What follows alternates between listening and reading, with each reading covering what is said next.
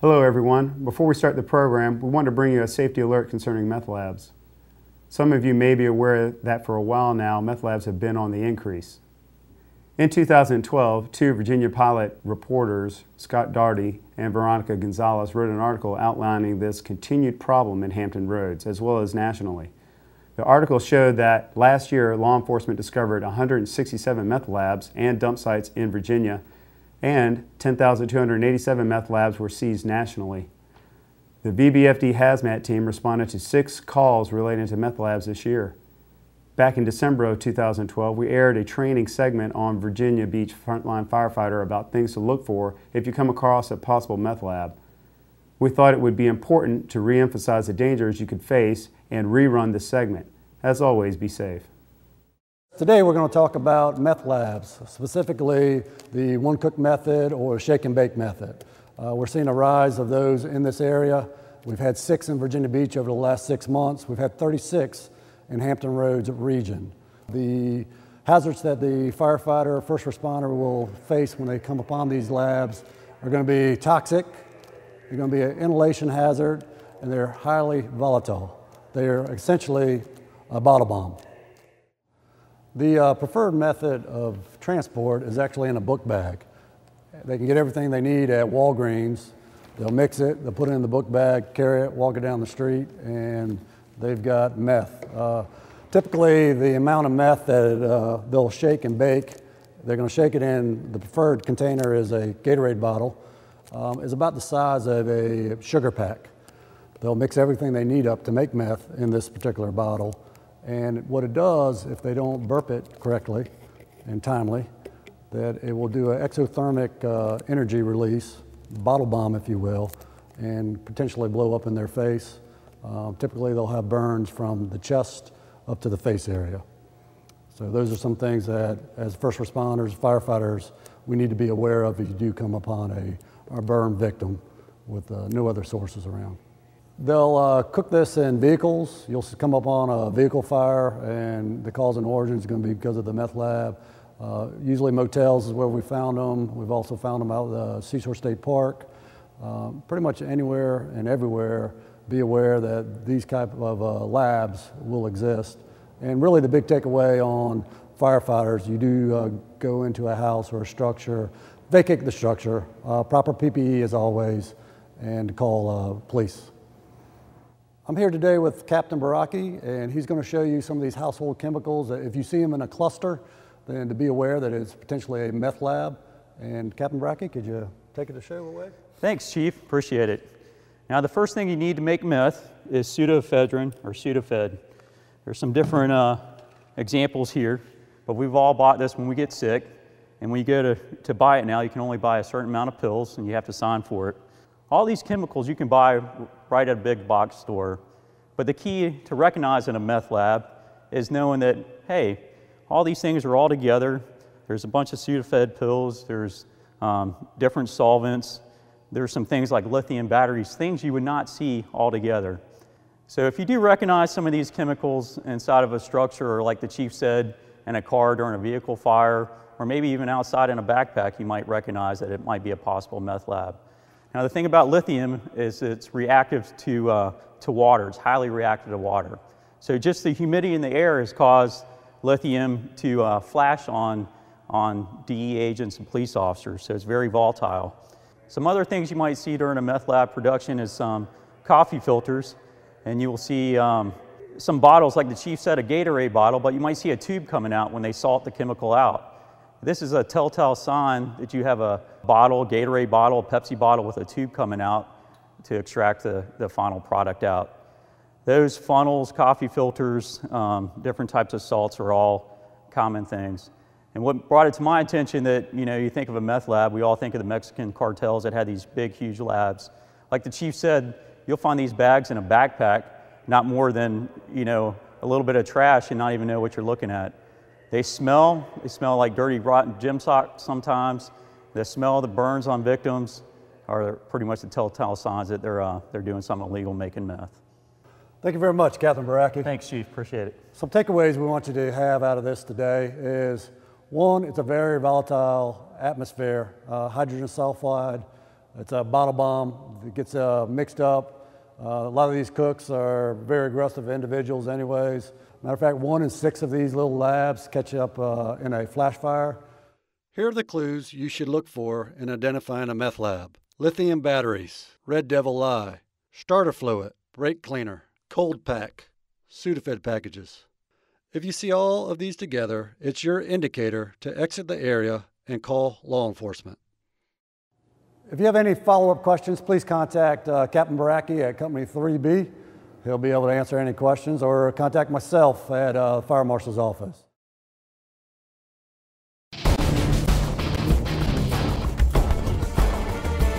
Coming up on Virginia Beach Frontline Firefighter. Master Firefighter Mike Kellerhals will review some basic techniques for vehicle roof removal on Tech Rescue Minute. VBFD Fitness Coordinator Herb West brings us the first in his new monthly series on physical training. This month, Herb covers important information about workout injuries. On SCBA Checklist, David Stites outlines the proper cleaning of your SCBA. Battalion Chief Daryl Funiak begins another regular series on Virginia Beach Frontline Firefighter. In this month's VBFD Safety Stand Down, he'll cover your responses to the recent department-wide safety stand down.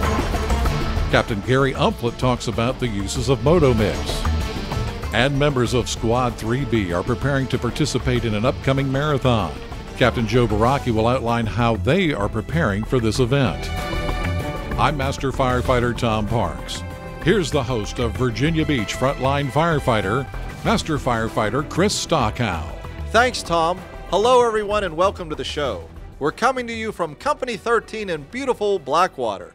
We just wanted to stop by and see how the crew was doing. With me today, I have Bert and Ernie. Ernie, would you like to say anything? No. Bert, would you do me a favor? Look into that camera and tell me what's up first on today's program. Master Firefighter Mike Kellerhals with this month's Tech Rescue Minute. Couldn't have said it better myself. Take it away, Mike. On this edition of Tech Rescue Minute, we're going to show you how to do a roof removal on this car. Okay, what we're going to do first is sometimes, we get to a car and we got to get the patient out. And the best way, maybe not be out the door, maybe they're a large patient or something. So what we're going to do is we want to take them out the top. So we want to take the roof off. First thing we want to do is make sure that if we got the doors off, that we take the doors out, that we make access to the patient, okay? Patient care. Vehicle stabilize, all that. The other thing we want to do is we want to make sure that the patient is covered so the glass doesn't get all over. As you can see, Tom just made that cut across here. All right, we made the cut right across the windshield on the bottom. We'll show you why we did the bottom and just didn't take the whole glass out. It saves a little time, we'll show you. So the guys are going to start cutting and we're just going to roll right into it. It's kind of a review. As you can see, the C-post with a small cutter takes a little longer. Sean's already almost finished his over there. He's got the bigger cutter over there. The other thing you want to do is peek and peel. We don't want to get in a hurry. We don't want to start cutting these belt tensioners, okay? That's tough on the equipment. We also don't want to have an airbag, a cylinder, a piston or something up in there that we hit, that we're washing. So what we've already done this, we've already peeled and peeked and we've already looked back here and made sure everything was clear. Okay, now that we've cut the A post and the C post, it's time for the B post. One thing a lot of people forget to do is the seat belt around the patient. I don't know how many times we've seen it where we take the B post and we go to lift up the roof off the patient or off the car, and the seat belt is still hooked. So what you want to do is, before you make that cut, is to come in here and cut your seat belt with your seat belt cutter and get that out of the way.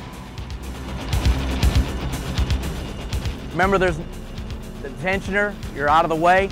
You could cut it high if you want, but what is that going to do? That's going to leave this whole post in your way. So if you get it nice and low, you can get the roof out of the way and there's nothing obstructing getting to this patient. Okay, go ahead, guys.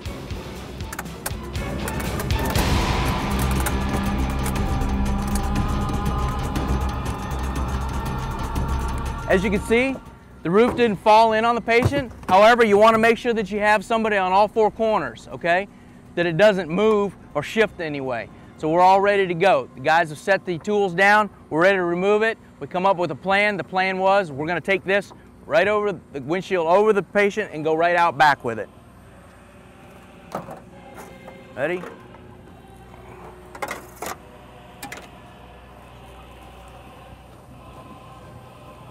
Nice work. As you can see, we took the roof off the vehicle. This allows us to get to the patient really good, so we can provide that patient care, okay? We can come right in here, take them right out the top. With today's technology with these cars, you know, you get into a collision where you happen to remove the door for a vehicle extrication, the chances are the vehicle's already totaled, so we're not really saving the car any. We can go ahead and just remove the roof. It's very fast, it's very effective, and it takes care of the patient. If you have any questions, give me a call. There's numerous ways to do this. This is just a couple techniques we want to review with you. Give me a call at Company 10B.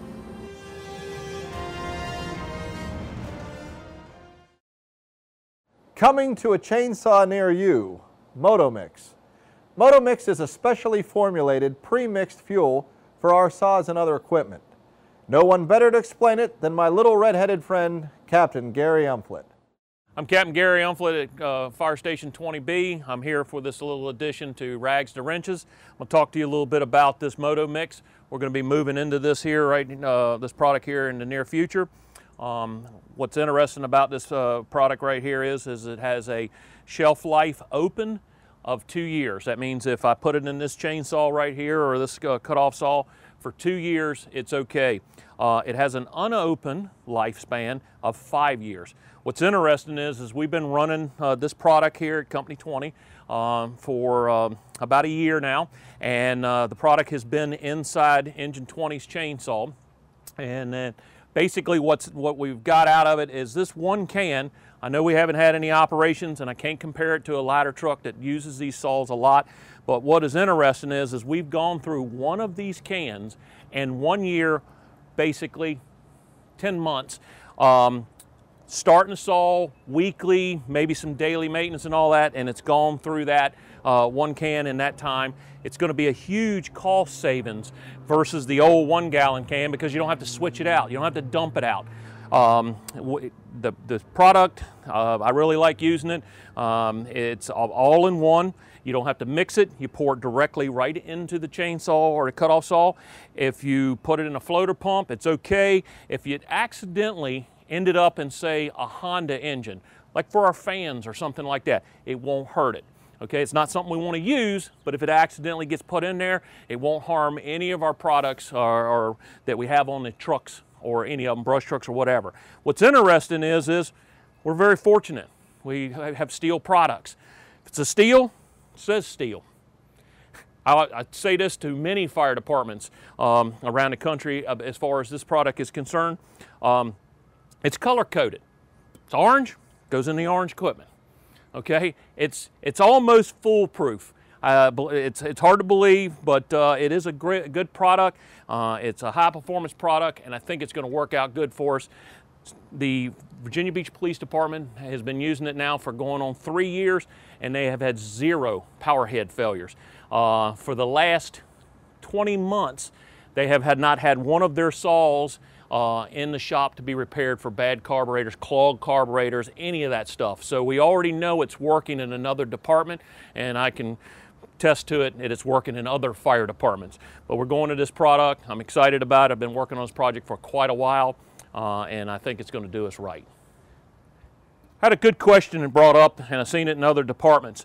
When you talk about this fuel that has an expiration date, a lot of the other departments that I've dealt with, they're taking a permanent marker and they're just writing on the bottom of the can when you receive it. Like I said, I don't think we're going to have an issue with this product going bad in our saws. What's interesting is we've been told by steel that if it goes bad, it won't gum up the carburetor. It just won't burn. I did this. Y'all went through the company in-service. I talked about this product. But anyway, it's just an interesting tip. Guys asked me about it, and I think it's a good idea that when you get these cans, maybe you turn around and just write the date on the day you received it on the bottom of it. This can is good for 5 years unopened. One of the most important pieces of equipment to a firefighter is your breathing apparatus. Using the correct procedures to clean it could very well be the difference between success and failure on your next call. With the proper way to clean your SCBA, here now is Dave Stites. Let's talk for a minute about washing your breathing apparatus. If you look up maintenance of the SCBA in the operations manual, the manufacturer has these instructions. Face piece cleaning. Make a cleaning solution of warm, 120 degrees maximum, water and a mild detergent. Number 2, immerse face piece top first until the exhalation valve is covered. Number 3, agitate face piece and gently clean with a soft brush. Number 4, thoroughly rinse face piece in fresh water, paying particular attention to removal of all soap residues from the exhalation valve. Number 5, disinfect the face piece in a warm, suitable sanitizing solution, such as hypochlorite solution, 2 tablespoons per gallon of water, for 2 to 3 minutes. Rinse thoroughly with fresh, warm water. Number 6, allow the face piece to drip dry. Number 7, hold the face piece firmly against your face and exhale several times to ensure the exhalation valve functions smoothly. Second stage regulator cleaning. Do not allow water or cleaning solutions to enter the breathing system or the regulator. Dirt, dust, or soap could degrade the regulator performance, causing it to fail, possibly resulting in injury or death. Do not submerge the regulator. Always hold the regulator with the outlet facing down during washing and rinsing. Always use the red cap to seal second stage regulator outlet when washing and rinsing. Now, number 1, make a cleaning solution of warm water and a mild detergent. Number 2, have a bucket of fresh water available for rinsing. Number 3, install red cap over second stage regulator outlet. Number 4, with the regulator facing downward, clean with a soft brush. Number 5, with the regulator facing downward, immediately rinse with fresh water. Exterior surfaces cleaning. Do not allow cleaning solutions to enter the breathing system. Sound familiar? What this statement means is when you wash your backpack, do not drop it on the back apron. Scrub it with a truck brush and rinse it with a garden hose. You will rinse all the sand, dirt, and silt off the driveway and into the first stage regulator. You must, and I cannot be more sincere, you must leave a cylinder attached to the first stage regulator when you wash the backpacks.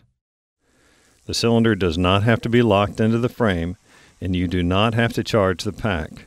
You can leave the cylinder loose so you can wash the frame, but it must be threaded onto the first stage regulator or you will get water and dirt into the breathing system, I promise you. I have seen it too many times.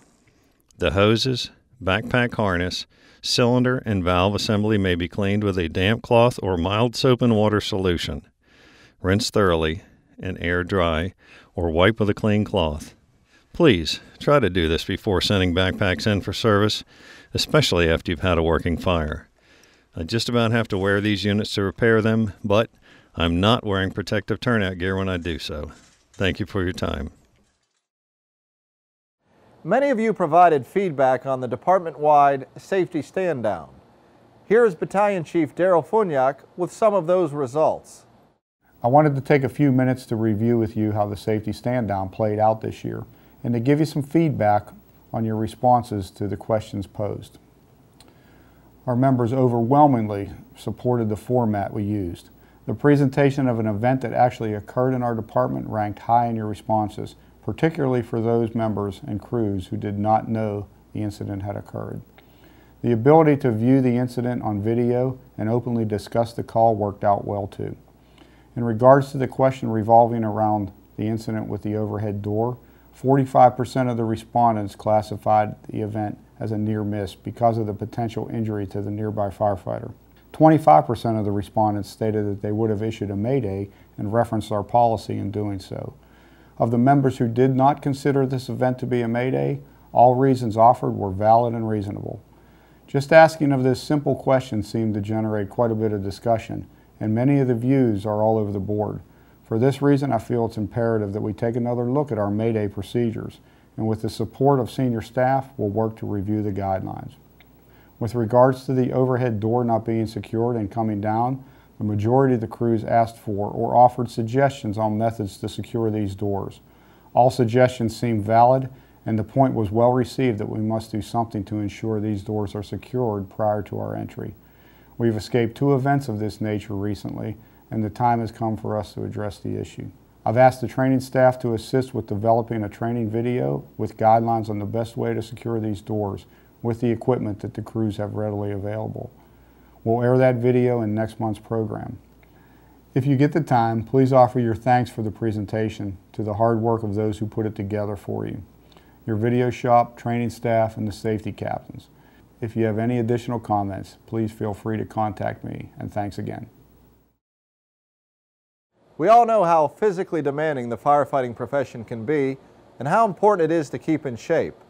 But there are some very important techniques to remember when working out. Here is the first in a regular monthly series called Herb West's Fitness Forum.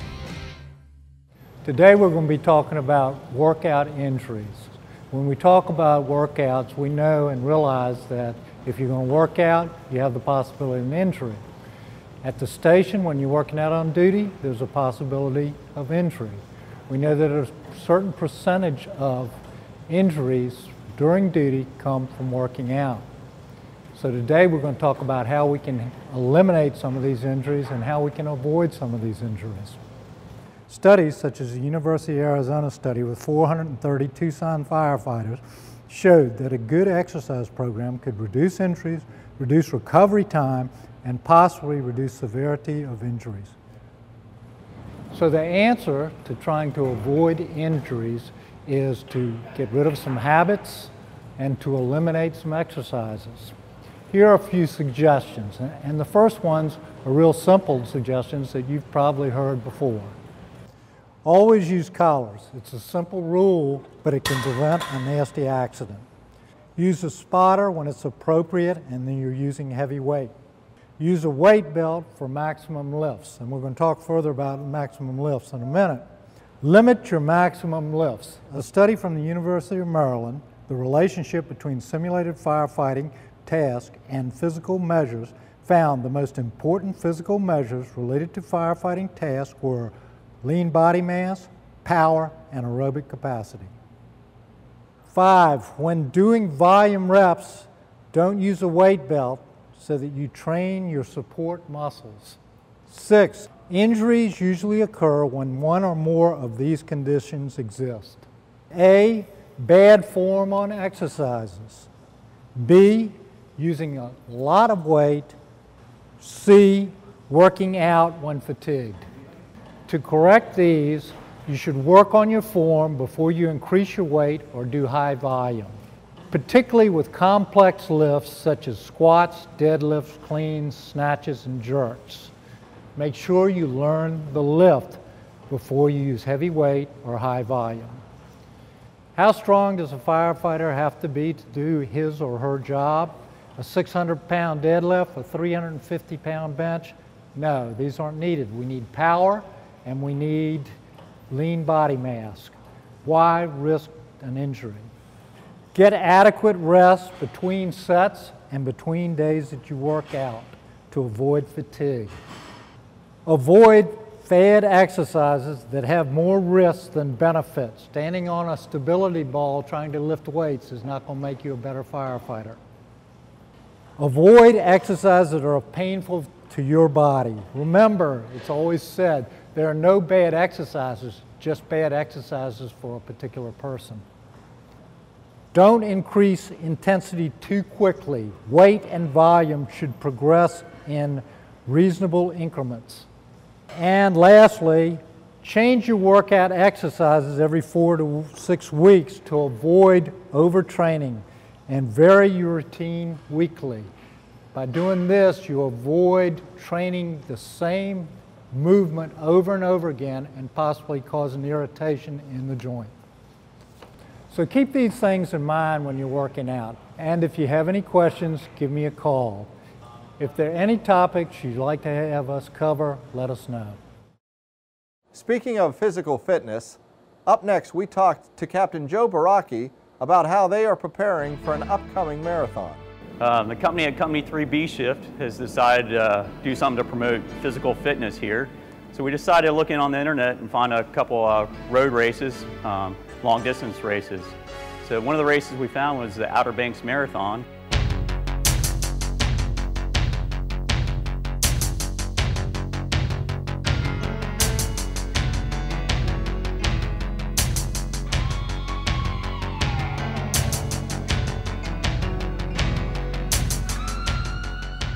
It's going to be in November 10th in the Outer Banks. And a couple of us, myself and Justin Moss, have decided to train for the whole 26.2 miles. And then there's a couple of us that are going to try the half, and there's even a 6-miler for those that are kind of intimidated by the whole long distance running.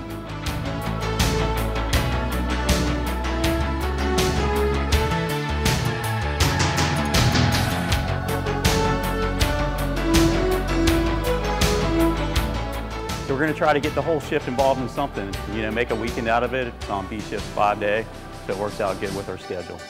What we're doing for training for the full marathon is that it's 18 weeks out right now. So our first long run will be a 6-mile run, which we'll do on Saturdays or Sundays, depending on when we're working. And then it accumulates up to a 20-mile long run, which is week 15, so about 3 weeks out from the marathon. And then we'll taper down until we run the whole 26. But basically, if you can run 6 miles right now, you have about 18 weeks where you can finish a marathon, as long as you get your long runs in and some training runs. We're looking for as many people to go down to the Outer Banks as we can get. We can get a large group of people, we can rent a house, get a hotel room, something like that. And we're just trying to make an event. We have a lot of events here locally, so this is just kind of something to go out of town and get some people involved. The good thing about this run is that it coincides with the Rock and Roll half marathon.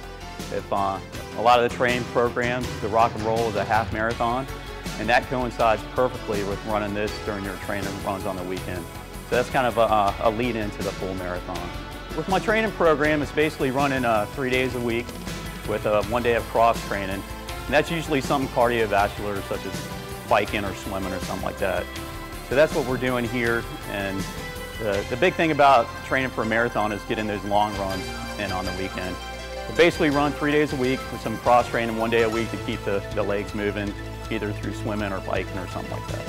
If you're training for a marathon the first time, it seems intimidating, but with any program, beginning training program you get off the internet, it steps you up so that you will complete it.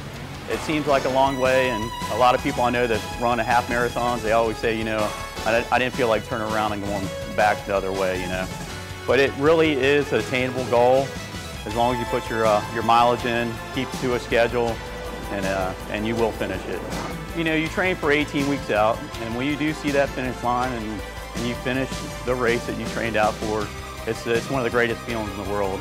You know, you put so much effort into it that when you certainly do finish that, you get a liquid refreshment, it really feels good. If you're interested in running with us, contact myself at Company 3B Shift, and we're going to organize some long runs on the weekends so get people motivated. It's always helpful to do your long runs with some other people. And also, if you have any questions, I've done a couple marathons, and it's been a long time, so I'm trying to get back into it. But I've done a few, and I can answer any questions here at Company 3B Shift. Well, that does it for yet another edition of Virginia Beach Frontline Firefighter. We'd like to hear from you. For comments or suggestions on what you would like to see on future programs, email Kirk Kellerhals at the address on your screen. And don't forget to follow us on Twitter and visit us on Facebook and YouTube. I'm your host, Master Firefighter Chris Stockhow. Thanks for watching. Stay safe. And there was something else. Oh yeah, remember what Benjamin Franklin probably never said, but I often do.